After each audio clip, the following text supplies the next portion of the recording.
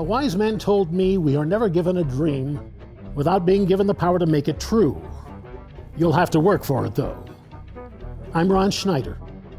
Back in the 60s, I grew up around California theme parks, dreaming that someday I could make my living with that same kind of magic. In 1971, I got my first performing job at Magic Mountain. The 40 years that followed were one wild ride. And these are the stories of others who had that same dream and made it come true. Hello and welcome to Wild Rides. I'm Ron Schneider. My guest today is probably the most organized and organizing Disney fan in the business. He started only with his own personal passion for the mouse and has created an international fraternal order that looks to him for information, insight, charity, and industrial strength friendship. He's the leader of the club that's made for you and me, Loumongello. Lou Mongello. You see what I did there? I love it. You like that? Thanks for showing up, Lou. This is a real thrill. Thanks for having me. It's so good to see you. I'd like to start at the very beginning. Exactly how tall are you? So on a really good day with the right shoes and lighting, I'm about 5'6.5" ish. Ish. Yeah. Ish, yes. Where'd you get started? How'd you wind up doing this? So the Reader's Digest condensed version is really, I've been a Disney fan all my life. I grew up in New Jersey, and my family always loved Disney, and we literally, like the Griswolds, would hop into the family truckster every year, starting in November of '71. So we were there just a few weeks after the park opened, coming back every year, and I just became fascinated by this place and the way it made us feel and why we kept on coming back.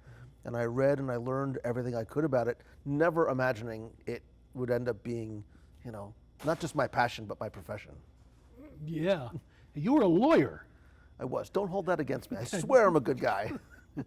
But you decided to come down to Orlando and start doing this for a living. How did that come about? It's less of a decision than almost sort of accidentally happening. So I was a lawyer. I had an IT consulting company on the side, which means I just was always in a service business and didn't sleep very much. And I think because I watched one too many infomercials, I was like, I want to make something once and resell it. And the idea of a book came to be, and I wasn't smart enough to write about law or computers, honestly, and all I really knew about was Disney World. And I really set out to write the book that I wanted to read. I loved the details and the secrets and the stories and the minutia, and there was no Disney World trivia book out there. So I set out to write it, and I went to Barnes & Noble, which, as you remember, were these big brick and mortar bookstores. Really? I took every travel book off the shelf. I sat in a corner and I wrote down the name of every publisher. I sent out, I learned about the book publishing industry. I sent out a query letter, and takeaway lesson, you only need one yes, because I only got one yes. I found a publisher, and I went down the basement and started writing. And when the book came out in 2003, I really thought that was the end of the journey. I checked it off the list. My mom and dad were crying. I was crying. I was happy and proud, and it was on the shelves at said bookstore. But I started a little 2-page brochure website. And Ron, the turning point, or one of the turning points for me, was in January of 2004, I started a discussion forum. Remember, this is pre the word social and media coming together. So there was no Twitter, internet, Facebook, whatever. I started a discussion forum, and the first night that I turned the discussion forums on in January 2004, 29 people signed up. And I was like, oh my God, this is amazing. Like, I'm not the only dork sitting in his basement that loves Disney. And those 29 turned into 50, 100, 500,000, 10, 50, 80,000. I was like, wait a minute. I really am not the only person sitting in his basement that loves Disney.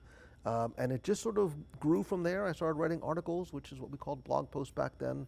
And then in 2005, I heard about, because I was always a tech nerd, I heard about this technology called podcasting. I literally went and I asked Jeeves, what is a podcast? But I always believed that the spoken word is so much more powerful than anything that I could write. Plus, I stink at typing.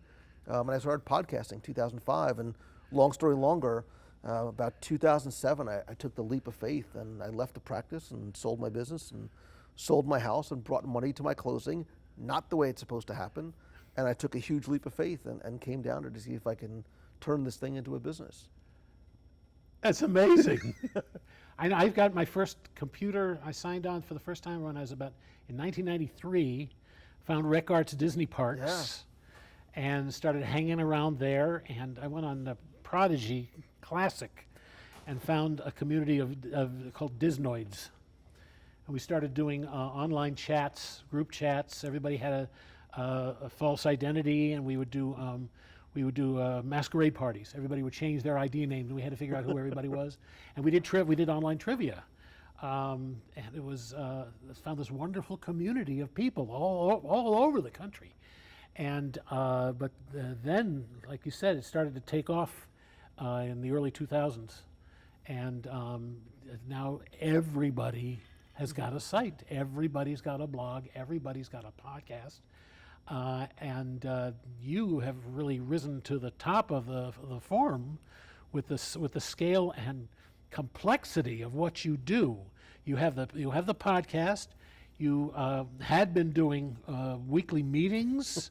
You've got the video thing. You've got your wonderful website. How did that all grow? How did it get to the state? So, and thank you. Community is very much at the core of the nucleus, the most important part of what I do, but I've always believed in creating content in the way that people are most comfortable consuming it. So I had the print book, I had a magazine, I had a podcast, I had a website, because maybe my mom couldn't, figure out how to download a podcast back in 2005, but anybody can pick up a book, right? Anybody could read a magazine, and just people like to consume things differently. And I'm always thinking about what's next, right? I never get complacent. I think you get complacent, you die. So I'm always trying to be a few steps ahead in terms of, okay, what am I going to do next that is going to be interesting and, informative and entertaining for people too. As a result of all this work, you draw the attention of the actual Disney organization. They learn about you and they kind of embrace you and start inviting you to things. How did that come about? It was a very long, difficult road to hoe. And I tell the story because it's interesting, because when I did first start out writing the book, because I was going to be associating with the Disney name and putting my name on it, it was so important that the information be accurate. I didn't want to sort of get it secondarily or tertiary from Rec Arts Disney Parks or news groups. So I reached out to Disney and said, hey, I'm writing this book. I don't want anything free. I just want access to information so I can validate my information. And they very kindly said, look, if you're not radio, TV, or a newspaper, that's all we consider media to be. Uh-huh. Okay, so again, looking back in 2003 when this is going on, and I just kept on very politely continuing to knock on the door and say, this is what I'm doing. I'm a very positive person. I paint things in a very positive light because I like talking about the things that make us happy about going to Disney World, especially in, when there's so much other negativity out there. Mm-hmm. And just over the years, I just kept on showing them what I was doing and why I was doing it. Ron, I will tell you that for me, nothing that I've ever done has ever been about making money. Like, I do it out of a personal passion for it. And then eventually, and I still remember the day that I got the first invite to a media event. It was so incredibly humbling, but also validating, because they did recognize what I was doing. And I was on this, quote unquote, red carpet alongside, major media. So it was, and I'll never forget that. I'll never forget the opportunity that they gave me. Were you in touch with Dave Smith a lot at the archives? I was. What a guy. Yeah. What an amazing guy. We owe him the world. I've always said that. Brilliant, passionate, welcoming, and friendly. Mm-hmm. I really like Dave personally and professionally a lot. Yeah, I miss him. I miss him a lot. He opened the doors for me. I got to visit the archives when it was first being established, when the office was in Walt's office, and so I got to walk around Walt's desk and use his bathroom, and his office was in Walt's secretary's office, and there was the original Lincoln robot, and there were all the cells from Steamboat Willie, and they just opened the doors to me. And now you can visit the archives, but it's like a drop in the bucket of what it used to be when I was there.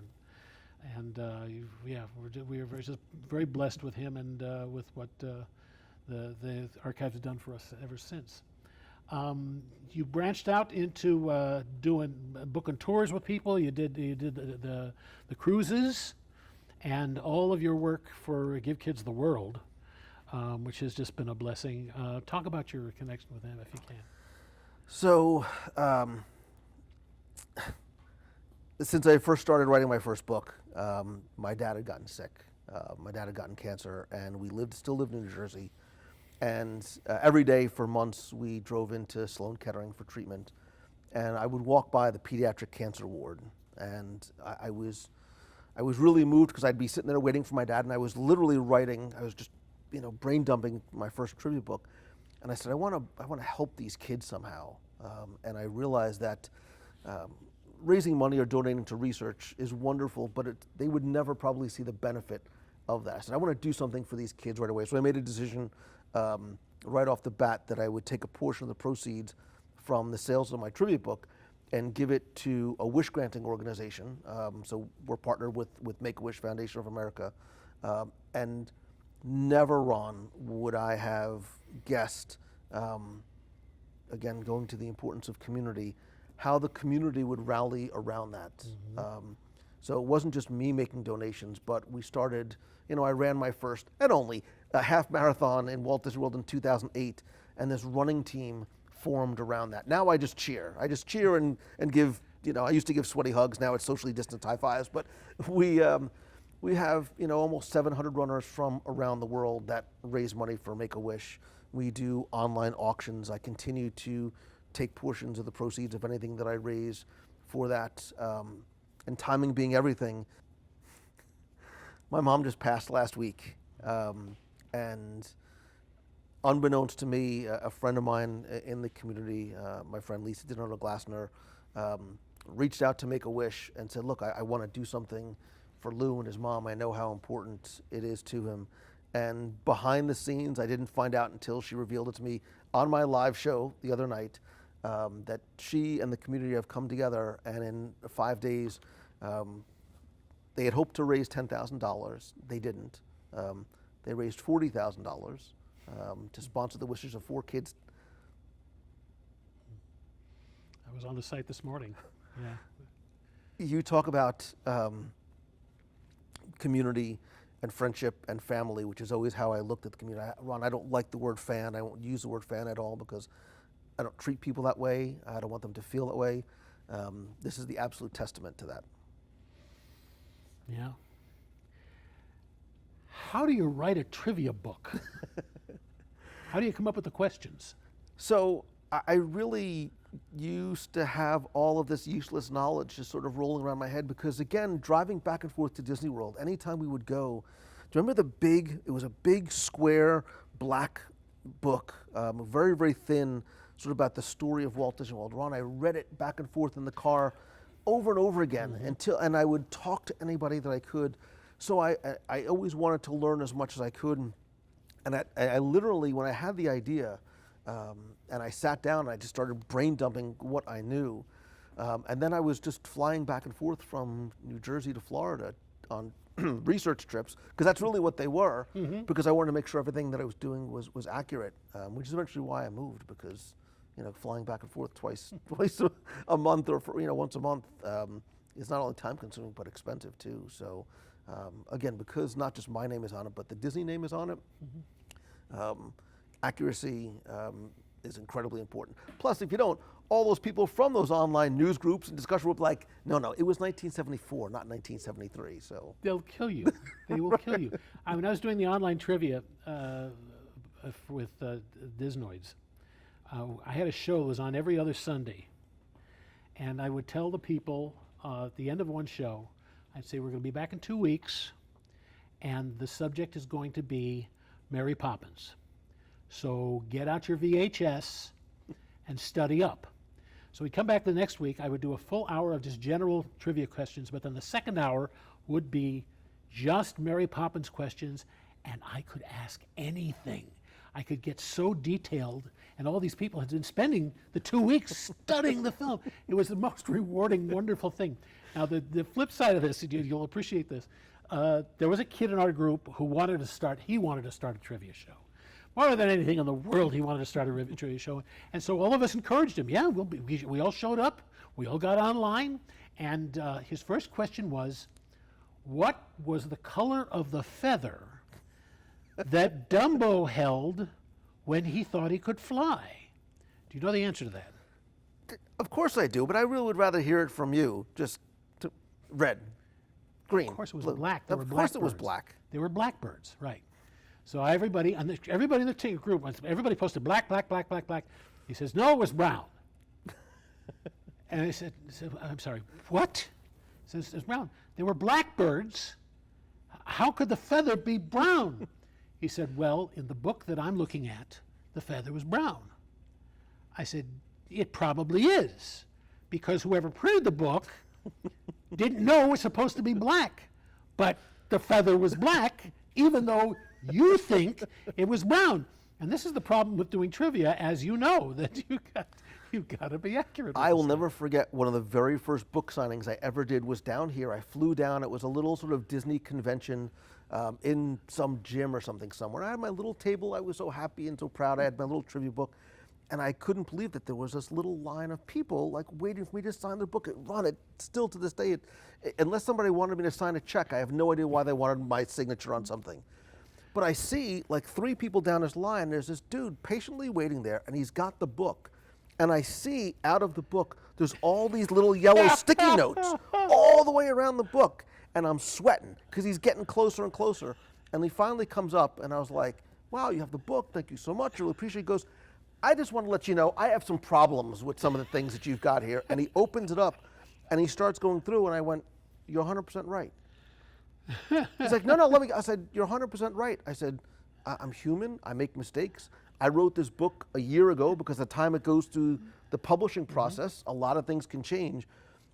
And he looked so frustrated because I was disarming him. He's like, no, I want to fight you on it. And I'm like, you're probably right. I said, listen, if you want to, get on a phone call, I'd love to hear, and write down some of the things that I got wrong so I can fix it in an updated edition. So I appreciate the Disney community is very passionate.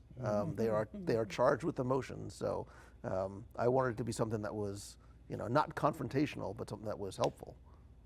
You've done just about everything there is to do with the company at one time or another that anybody could possibly dream of doing, okay? What haven't you done that you really would love to do? What haven't you seen that you'd love to see? Oh, gosh. So the only park I have not been to yet is Paris. Really? Yeah. This is the last one on my Even list. I've been to Paris. I And I haven't know. been anywhere. This year was hopefully going to be the trip, but I have not had a chance to get there as yet. It is the most gorgeous park. Main Street will bring tears to your eyes. It is so beautiful. And the castle is completely amazing. The maintenance is okay. You have to wade through cigarette butts about this deep in the ground, but it's just. Have you been to Tokyo? I've never know. Tokyo Disneyland and Tokyo Disney Sea Seas, yeah. is far. Walt Disney World is my home park. It always will be. Tokyo Disney Sea is nothing short of spectacular. Yeah. And to the opposite of that, it is spotless. You can eat off the ground in Tokyo. Disneyland is my home. That's right. So this journey has afforded me incredible opportunities to not just make friends, but to see and do things that I never could have imagined. You talked about Walt. I have such a connection, affinity. Being able to see Walt's office, to be up into his apartment. When I got to visit Walt's apartment in Disneyland, everybody's looking at the lamp and looking at the chairs. Not this guy. Me, the first place I went to was the bathroom. And I went down, and I kid you not, I went and I sat down, with the lid was closed, and I sat down on the throne. And a friend of mine walked in, and they're like, what are you doing? I'm like, this is where Walt's ideas really came from. Like, this is where the magic really happened. But look, Ron, the reason why I'm here is because of the memories I have as a kid. I can still remember, and I don't know why, being with my family in 1976 in Tomorrowland, walking around with my red, white, and blue Mickey Mouse hat. I remember I see my little baby daughter in her stroller with ice cream on her face, watching the parade go by, and she was sewing, and just her eyes were wide open and her mouth was agape, and I will never forget that. But I've been able to visit the parks and meet so many people. And this is not meant to be a name-dropping thing, but you mentioned Mary Poppins, and I see the penguin over your shoulder. I've been able to interview people like you, so many incredible people on the show, and share their personal stories. For me, one of the greatest moments was getting to interview Dame Julie Andrews. And I will never forget, I cleared the house. I had like 4 recorders going, and I was so nervous. And you know, they told me I was going to have 15 minutes, and 45 minutes later, we're still chatting. And when we were done, I said, Miss Poppins, Miss Andrews, Dame Julie, I appreciate you so much. And I told her stories about watching as a kid with my parents, and then sharing it now with my own children. And she says, "Oh, Lou," and I'm like, "Oh my God, Mary Poppins just said my name." And it was just one of those Disney fan moments, because I'm a fan first. But you know, if it was to all end like today, Ron, like I am so fortunate to have been able to see and do and meet so many people. Sometimes we think that our journey, we know exactly, I'm going to be a lawyer for the rest of my life in New Jersey, and it becomes more circuitous, and sometimes opportunity, as we were saying earlier, sort of knocks on the door, and you never know where that might lead to you, and that is incredibly exciting and rewarding for me. Funny watching it from the other side. It is the fact that you've done all these things, the fact that you care as passionately as you do, and you share so much, that it comes around to where the people meet you, they run into you in the park, and it's every bit as much of a thrill for them to meet you and to talk to you and to be close to you as you make it very possible to be. That's one of the reasons I think that you're beloved. You're beloved. Well, thank you. And, you know, it's funny, I was talking to my son before I came here today, and he was asking where I was going, and I says, "Oh, I'm going to talk to Ron Schneider," and his eyes lit up, because he still remembers on Disney's anniversary, gosh, I don't even know how many years it was, we were together in Epcot Center. I'm still going to call it Epcot Center, and I still can remember, and I have this picture of, we were outside the Imagination Pavilion, and you were sitting there talking to my son, I'm going to get choked up again, as if he was the only person on the planet. And I just remember him looking at you, because the original Journey to Imagination was, and still remains, his favorite attraction. And it was like meeting Jesus for him when he saw you. And he said, "Oh, tell Ron I said hi." So my son says hi, because you had that kind of, you too have that same kind of impact on people. Oh, thank you. Thank you so much. Have you ever actually wanted to get a name tag, to be working the front lines, to be out there in the 110-degree heat, waving people off from the parade, maybe showing people around the Jungle Cruise? So growing up, I always dreamt of working at Disney World. Like, I knew sort of that was where I was going to be. And when I was in college, the college program just wasn't a thing. That opportunity wasn't there. And I always had this trajectory. I always knew I was going to be a lawyer. Not just because my dad was. It's really Al Pacino's fault, because I watched Injustice for All like 500 times. I'm out of order, you're out of order. I'm like, oh, that's what I want to do. It's nothing like that, as we know. So I never got to work for the company. I never was able to experience what Traditions was like and learn from the company look, there is no other company on the planet that has the brand loyalty that Disney does, because of the way they train their cast members, and how invested their cast members are, not just in their experience, but the experience of the guests. So while I'm sorry that I never got to experience that, if I did, I wouldn't be able to do what I do now. So I think it worked out well for me to sort of captain my own ship and chart my own course, and something new, bright and shiny, podcasting, live video, whatever it is, I can sort of navigate those waters and do the things I really enjoy. Has there been anybody who has inspired you or mentored you in this trip that you've made? Countless people. If I started naming names, I would feel bad that I left somebody out. And to a very large degree, Walt, other than my dad, Walt Disney is one of the most inspiring people, because he is the ultimate entrepreneur, the $40 and the suitcase. But I have been blessed by, I've met my closest friends that I've met over the years, I've met because of this. And what just happened with the Make-A-Wish thing is indicative of people are so helpful, they're so supportive. I would not be here without my family and my friends and all the people who have done so much to assist me along the way. Now you've expanded out beyond the Disney fan community and are doing seminars and consulting work. Talk about how that has grown out of it. So it really, again, it started, all these secondary and tertiary businesses sort of started by accident. I love going to conferences. I miss going to conferences. And when I first started out, I just wanted to go and learn as much as I can. And I started going to a couple of conferences, and somebody sort of heard my story and says, you should tell your story and share your story and speak, never sort of understanding why. And as I did, it led to a speaking business. And honestly, Ron, when I started out, as much as I had help, I have always been and still continue a lot of smoke and mirrors. I'm figuring it out as I go along, right? There is no blueprint, there is no guide to say, this is what you do. But I very much want people to have what I didn't have, which is somebody who is willing to stand beside them and behind them and help them along the way to not make the same mistakes, to learn, to be encouraged. Because I think what happens a lot of times too is you may have a wonderful support system around you, family and friends who might not necessarily know or understand what this life and what this business is like. You need people to help you keep accountable, to learn and to help guide you along the way. And that's what I try and do, whether it's working with people one-on-one, mastermind groups. I do a little 50-person weekend workshop in Walt Disney World, which happens to be during Food and Wine. It's not a mistake.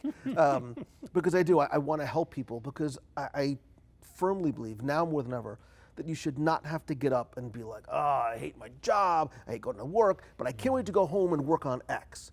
Well, now, in this day and age, you have the opportunity to do that. You can take that thing that you love and turn it into what that you do, and sometimes we just need a little bit of help along the way. That's why I'm here. What books, what projects have you got coming up that you can talk to us about? I'll make it real easy. So everything I do on the Disney side of things can be found at wdwradio.com. You can also find the podcast on Apple Podcasts and any of the podcast players. Everything I do on the business side of things is at loumongello.com, and I am at Lou Mongello on all the social channels. Thank you, Lou, so much. This has just been wonderfully inspiring, and I wish you all the best. Thank you. My really pleasure. appreciate you. I'm Ron Schneider, so listen, follow your bliss, like the man said. You're in for one wild ride.